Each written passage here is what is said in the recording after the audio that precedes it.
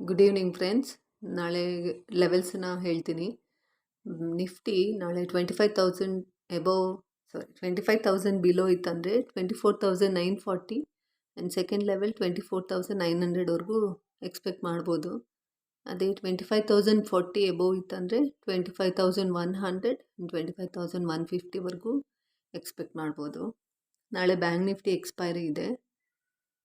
ಇವತ್ತು ಒಳ್ಳೆ ಇತ್ತು, ಪ್ರಾಫಿಟ್ ಕೊಡ್ತು ಚೆನ್ನಾಗಿ ಮಾರ್ಕೆಟು. ಎಲ್ಲರೂ ಒಳ್ಳೆ ದುಡ್ಡು ಮಾಡಿದ್ದೀರಾ ಅನ್ಕೋತೀನಿ. ಅದೇ ಬ್ಯಾಂಕ್ ನಿಫ್ಟಿ ನಾಳೆ 51,200 ಬಿಲೋ ಇತ್ತಂದರೆ 51,000 first target and 50,900 second target.